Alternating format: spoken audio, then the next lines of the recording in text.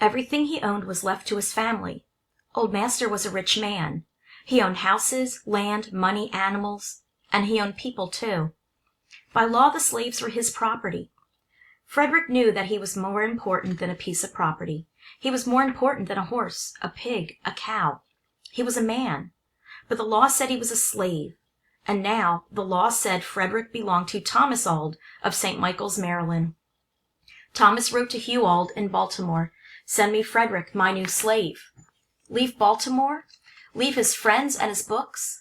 Leave the family he had served for so long? Frederick had lived in Baltimore since he was 8 years old. Now he was 16. Baltimore was home. It was almost more than Frederick could bear. But nobody asked Frederick. In the spring of 1833, he was sent to St. Michael's and to a different way of life. Thomas Auld was not a kind man. He was short-tempered and stingy and mean. For the first time in 7 years, Frederick went hungry. For the first time in 7 years, he was whipped. Frederick knew he was expected to say, "Yes, master," and "No, master," and hang his head, no matter what Thomas Auld did to him. But he could not. He could not hide the hatred in his eyes. And Thomas Auld saw it clearly enough. "City life has ruined you," he shouted one day. "You have forgotten how to act like a slave." Finally, he got tired of the slave who would not bow his head, who looked at him with such cold, hard eyes. "I'm sending you to Covey's," he said. "He'll teach you some manners." Frederick trembled when he heard those words. He had not been in St. Michael's long, but he had been there long enough to hear of Edward Covey. Some men tamed wild horses, broke their spirits. Edward Covey broke the spirits of men. On January 1st, 1834, Frederick went to work on Mr. Covey's farm. He had never worked in the fields before. At first he was slow and clumsy, but Edward Covey thought that Frederick was just being lazy. "Come with me," he snapped. He cut 3 long, thin branches from a tree, and he beat Frederick with them. When Covey was done, Frederick's back was bloody and raw. His eyes were filled with tears of pain.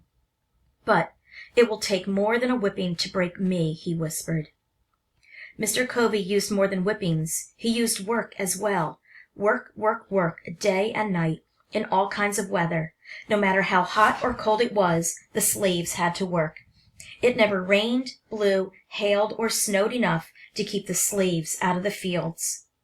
Each day Frederick grew more tired. Each day it was harder to get out of bed.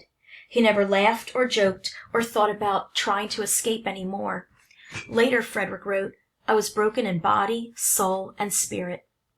Then one day Mr. Covey went too far. He tried to whip Frederick once too often. Frederick clenched his fists and whirled around. No. No matter what happened, he would not be whipped again.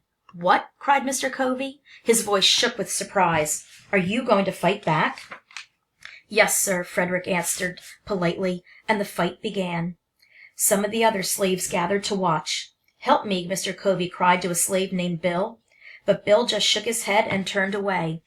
"Help me," Mr. Covey cried to Carolyn, the cook. But a new spirit seemed to have entered all the slaves that morning. "No," she snapped, "I won't." And she turned away too. So they fought alone, Frederick and Mr. Covey. 1 hour passed, and then 2. But Mr. Covey was no longer young, and slowly he tired, until finally he gasped, "Go back to work. I would not have whipped you half so hard if you had not fought back." Frederick wanted to laugh for joy. He knew who had really won that fight, and it was much more than a fist fight that Frederick had fought. It was the turning point of my life as a slave, he wrote years later.